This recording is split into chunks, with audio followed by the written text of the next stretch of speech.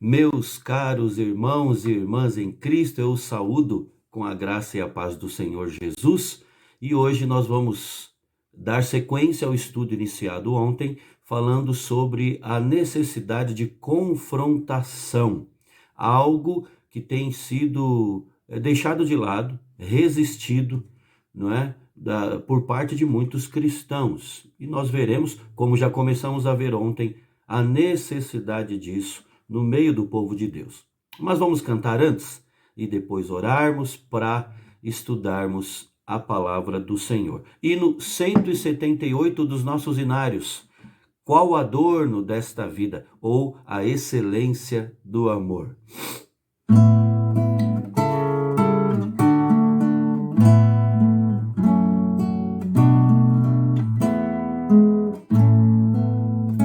Qual o adorno desta vida? É o amor, é o amor. Alegria é concedida pelo amor, pelo amor. É benigno, é paciente, não se torna maldizente, não se torna maldizente, nem se ufana nesse amor, com suspeitas não se alcança. Vero amor, vero amor, onde houver desconfiança, ai do amor, pois mostremos lealdade, combatendo a falsidade, combatendo a falsidade que destrói esse amor. Não te irrites, mas tolera com amor, com amor. Tudo sofre, tudo espera, pelo amor, pelo amor. O caminho excelente, ao segui-lo vence o crente, ao segui-lo vence o crente. Uma vida de amor, ó cristão, ao teu vizinho mostra amor, mostra amor. O valor não é mesquinho desse amor, desse amor. O Supremo Deus nos ama, Cristo para o céu nos chama, Cristo para o céu nos chama, onde reina este amor. Amém. Vamos orar, queridos. Feche os seus olhos. Nosso Deus e nosso Pai, nós acabamos de cantar agora acerca do amor que devemos demonstrar uns pelos outros. E pedimos, ó Deus, a tua graça e a tua misericórdia, para que, ó Deus, o amor recebido da tua parte seja o amor transmitido àqueles que estão à nossa volta. Ó Deus, que nós não sejamos como o mar morto, que retém as águas, e que por isso elas não são potáveis. Nós, ó Deus, queremos estender a bênção do Senhor, a graça do Senhor que nos alcançou e que tem sido derramada diariamente sobre nós a outros. Queremos, ó Deus, abençoar outras vidas, outras pessoas que convivem conosco, estendendo a elas o amor do Senhor. Ó Deus, agora quando vamos meditar na tua palavra, Dá-nos, ó Deus, uma mente aberta, uma mente esclarecida nas coisas do Senhor, para que pensemos, ó Deus, de acordo com a vontade do Senhor e andemos, vivamos praticando aquilo que é do querer do Senhor e para a glória do Senhor. É a nossa oração, Pai, em nome de Jesus. Amém. Amém. Eu convido você, irmão e irmã, a abrir a sua Bíblia em apenas um versículo. Evangelho de Mateus, capítulo 18, o versículo 15. Apenas o versículo 15. Mateus 18, o versículo 15, que diz assim: se o teu irmão pecar contra ti, vai arguí-lo entre ti e ele só. Se ele te ouvir, ganhaste a teu irmão. De novo, se teu irmão pecar contra ti, vai arguí-lo entre ti e ele só. Se ele te ouvir, ganhaste a teu irmão. Uma rápida recapitulação, olhando para o que nós abordamos no último estudo, na última devocional. Estamos tratando, dentro do tema maior, desigrejados, nem pensar, sobre a questão tão necessária da confrontação.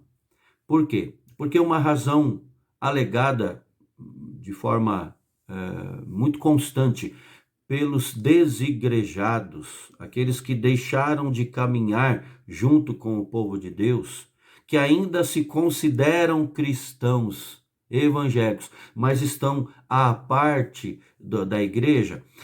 Uma das razões alegadas por eles é que existem conflitos dentro da igreja e que não são tratados, e eles se sentiram atingidos por isso, magoados, decepcionaram-se, então o melhor é se afastar da igreja. Nós sabemos que essa atitude também é errada, mas é a alegação, como eu disse, de muita gente hoje, que pode ser classificada hoje como desigrejada.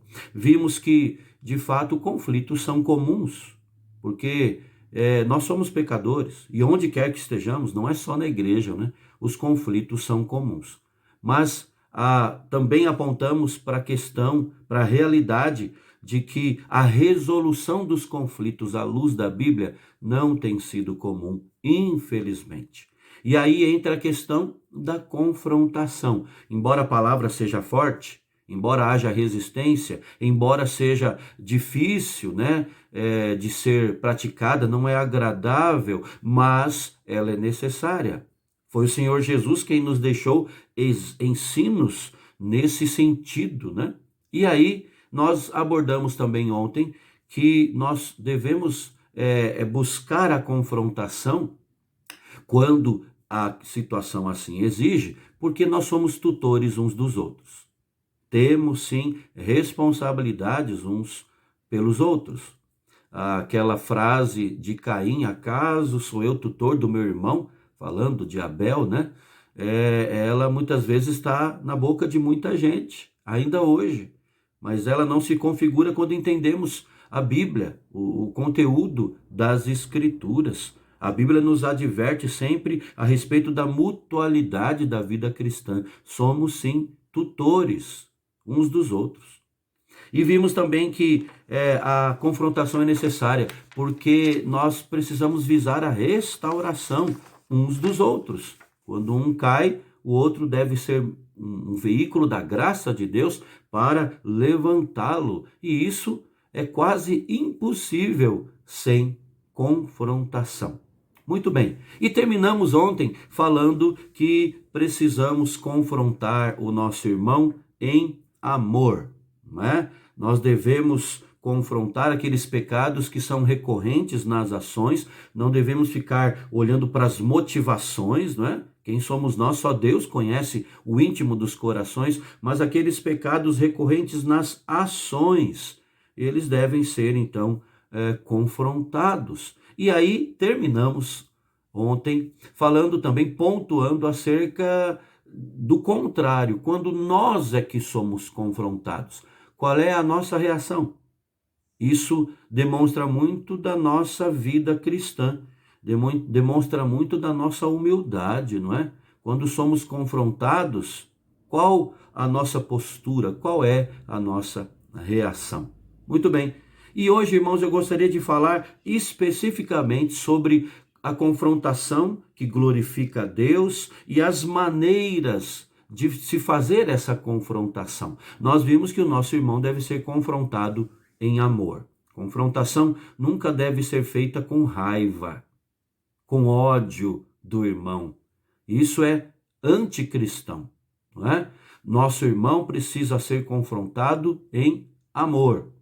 Mas nós não podemos nos esquecer do como essa confrontação deve ser feita. Muitas vezes, no anseio de resolver logo uma questão, uma situação, nós acabamos por piorar essa situação por causa da maneira como nós fazemos, né? Justamente a confrontação. Então, aliás, se você não sabe como confrontar biblicamente, do modo que agrada ao Senhor Jesus, então não faça por enquanto.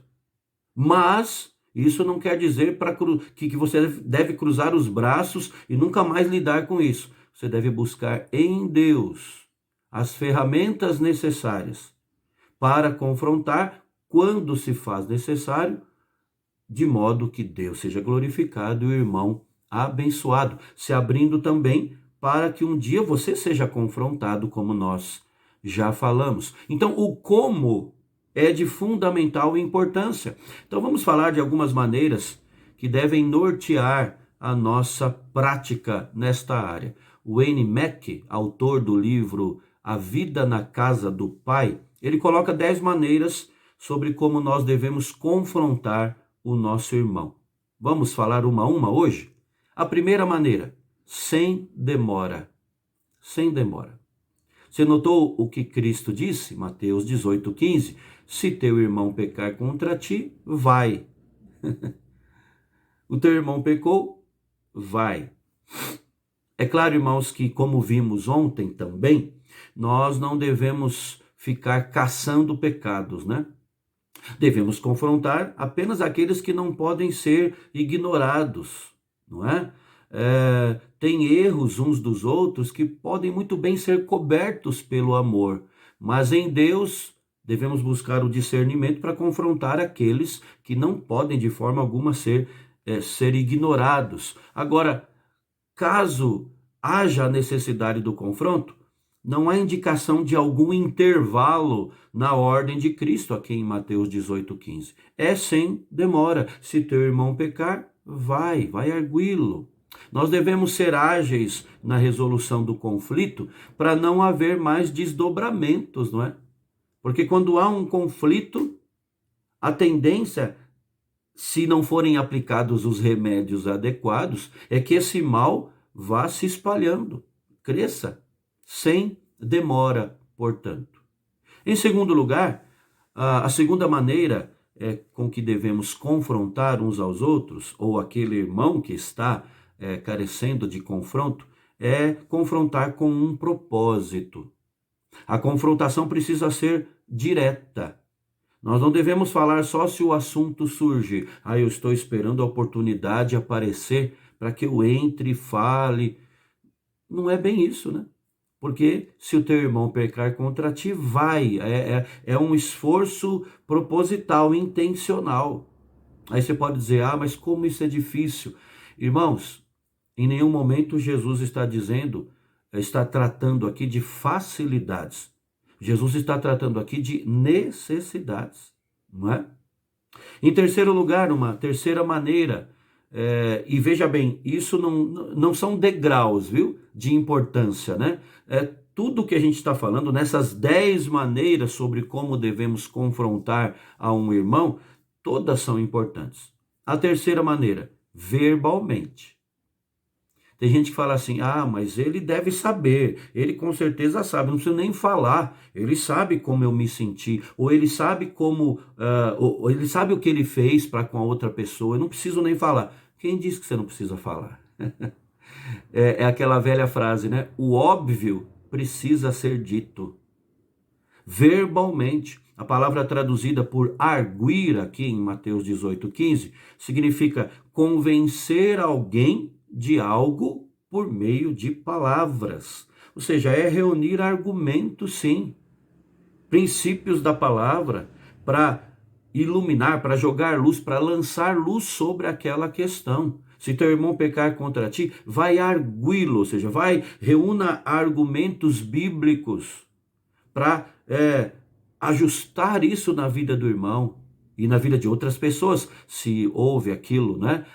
Aquele desentendimento, aquele conflito e afetou outras pessoas, e aí sim, por meio de palavras verbalmente, por meio de argumentos, não é? Estar restaurando com a graça de Deus a vida do irmão, a vida de outras pessoas também, como eu disse, atingidas. Veja como é importante essa questão de usarmos argumentos. A fé cristã não é uma fé que se lança no escuro. A fé cristã tem base, tem argumentos. Em quarto lugar, uma outra maneira com que devemos confrontar, em particular. Em particular. Muitos erram nesse quesito, não é? Quando querem avidamente resolver as coisas, mas espalham. Aqui é em particular. Nós estamos tratando, Jesus está tratando aqui em Mateus 18, de alguns estágios, como nós devemos tratar um irmão em pecado. E o primeiro estágio, que é o verso 15, o nosso assunto de hoje, é em particular. Devemos seguir a orientação que a confrontação deve ocorrer entre ti e ele só. Se teu irmão pecar contra ti, vai arguí-lo, reúna argumentos bíblicos, mas que isso seja entre ti e ele só. Curioso aqui, irmãos, eu sempre falo, quando estou estudando esse versículo, é que a liderança da igreja aqui não é nem chamada ainda, né? Não é que ela não possa ser chamada. São irmãos na fé. Mas aqui não é mencionado isso, você reparou? É entre a pessoa e o outro. Chama e conversa em particular. Primeiro estágio da resolução bíblica de conflitos é esse, em particular. Muitas vezes nós pulamos, né? E já vamos lá para frente. A gente vai estudar, se assim Deus permitir, na próxima devocional, sobre os demais estágios citados aqui por Cristo, a partir do versículo 16. Mas hoje nós estamos vendo o começo da história, não é? E aí Jesus diz assim: se teu irmão pecar contra ti, vai arguí-lo entre ti e ele só. Se ele te ouvir, ganhaste a teu irmão. Ou seja, você pode resolver toda a situação com a sabedoria de Deus e debaixo da graça dele nesse primeiro estágio, em particular. Uma outra maneira é com compaixão, sempre com compaixão. O que é compaixão, irmãos?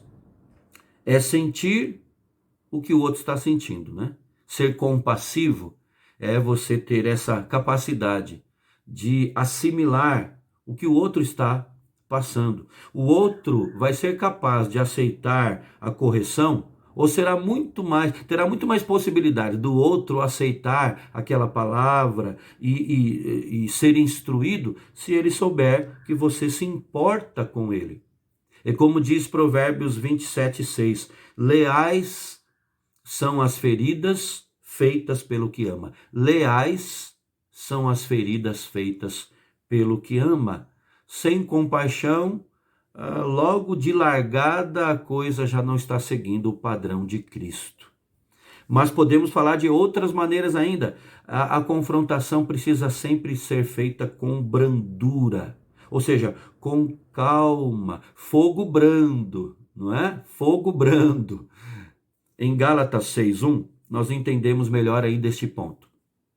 O apóstolo Paulo, escrevendo aos crentes da Galácia, ele diz assim: irmãos, se alguém for surpreendido em alguma falta, vós que sois espirituais, corrigiu com espírito de brandura. Alguns pontos merecem atenção aqui, né? Ele fala, então, de alguém que foi surpreendido em alguma falta, um irmão que pecou, E aí ele diz, olha, vós que sois espirituais, se isso ocorrer, vós que sois espirituais. Já começa daí, né? Antes de haver o confronto, eu preciso olhar para mim, você precisa olhar para você mesmo e avaliar a própria vida. Ser espiritual aqui é ser maduro na fé. Ser espiritual aqui é entender que você não é melhor do que o irmão que pecou, que você pode cair no mesmo erro, não é? E que você está ali apenas sendo um instrumento de Deus. Se alguém for surpreendido em alguma falta, vós que sois espirituais, corrigiu. Veja aqui a questão do confronto sendo colocado aqui. É para ver a correção, sim. Não se pode fingir que o erro não ocorreu. Vós que sois espirituais, corrigiu. Mas como é que deve ser feita essa correção? Com espírito de brandura. E a sequência do texto aborda uma outra questão muito importante. E guarda-te para que não sejas também tentado. É aquela ideia que já citei agora, né? De que você está confrontando o irmão, corrigindo brandamente, reconhecendo que você não é melhor, que você pode cair também naquele erro. Guarda-te para que não sejas também tentado. A confrontação deve ser feita sempre com brandura. Outra questão que tem a ver com isso, devemos confrontar com humildade, não é? Lembra de Filipenses 2? Tende em vós o mesmo sentimento que houve também em Cristo Jesus. Pois ele, subsistindo em forma de Deus, não julgou como usurpação o ser igual a Deus, mas a si mesmo se esvaziou, tornando-se obediente até a morte de cruz. Humildade. Nós notamos, irmãos, que a humildade deve ser cultivada em todos os momentos e também nos momentos de necessidade de confrontação, não é? Na mutualidade dos nossos relacionamentos, a humildade deve estar presente. E mais uma vez, é bom lembrar que a humildade é aquela virtude que quando a gente pensa que já tem, nós acabamos de perder. Em penúltimo lugar, nessa nossa lista de 10 maneiras sobre como confrontar ao irmão em pecado, é que nós devemos confrontar com cuidado. Com cuidado. Porque as palavras que nós usamos são fundamentais no processo da resolução dos conflitos. Você sabe muito bem disso, né? Você, se é casado, sabe que a escolha das palavras é tão importante no seu relacionamento, né? Ainda você que é solteiro, em qualquer estágio da nossa vida, né? Cresceu um pouquinho, saiu da infância, né? Entrou na adolescência, você já sabe que as palavras são muito importantes. Por isso a gente deve ser cuidadoso nesse processo aqui. Pensar nas palavras. Pensar nas palavras. O que você vai dizer mostra muito daquilo que você crê e vai ser um recado para outra pessoa de como você se importa com ela ou se simplesmente você está ali para fazer algo assim de qualquer maneira, né? Pense nas suas palavras. Pense nas suas palavras. Por exemplo, é aquela história da pessoa que resolveu pedir perdão para outra, né? Ah, eu vou lá, vou reconhecer o meu erro, vou pedir perdão. Aí ele senta com o outro, seguindo todo o protocolo colocado aqui por Cristo, né? Entre ti e ele só. Mas as primeiras palavras que ele diz já são erradas. Ele começa falando assim: olha, fulano, se eu errei, eu peço perdão. Aí já estragou tudo. Se eu errei, então você não está muito convicto, não é verdade? Pense nas palavras, tenha cuidado com isso. E eu e você precisamos, aí em 10º lugar, fazer tudo isso em oração. Em oração, irmãos. É a bênção de Deus sobre nós que vai conduzir todas as coisas, não é?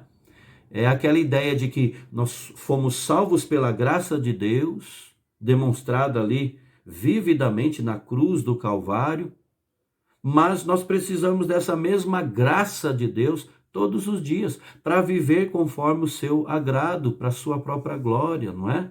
Então nós devemos fazer tudo em oração. Deus, e somente Ele, é quem vai operar na situação de modo que aquilo caminhe para glorificá-lo e caminhe para que a vida do irmão seja ajustada. Agora, mais uma vez eu quero dizer, terminando a minha palavra hoje, acerca de que nós não devemos fazer isso com prazer. A confrontação não deve ser feita assim como aquele que esfrega as mãos, não pode esperar para chegar aquele momento, né? Eu preciso falar umas verdades para aquele irmão. A confrontação não é assim. A confrontação deve ser feita com tristeza, e eu termino dizendo até com relutância. Aí sim nós completamos os 10 pontos. Com relutância. A confrontação não deve ser algo, repito, prazeroso para nós. É como diz Provérbios 17:19. O que ama a contenda, ama o pecado. Nós devemos fazer sempre com o coração ali, reconhecendo a dificuldade daquele momento. Não é agradável de forma alguma, mas reconhecendo a necessidade disso. Irmão e irmã, eu creio que se nós seguíssemos mais e com mais frequência a recomendação, as diretrizes do Senhor nesta área, nós com certeza teríamos, não sei se menos conflitos, mas teríamos com certeza mais conflitos resolvidos, vidas, arestas ajustadas, aparadas. E aí sim poderíamos evitar esses conflitos que têm sido usados como argumentos para muitos se desigrejarem, se afastarem da igreja. Deus abençoe a sua vida, pense nisso, medite nessas coisas e Deus abençoe o seu final de semana, abençoe a sua família, convido-os agora a intercederem uns pelos outros, a orarem, terem um momento de oração no seio familiar, até a nossa próxima devocional, se assim Deus permitir.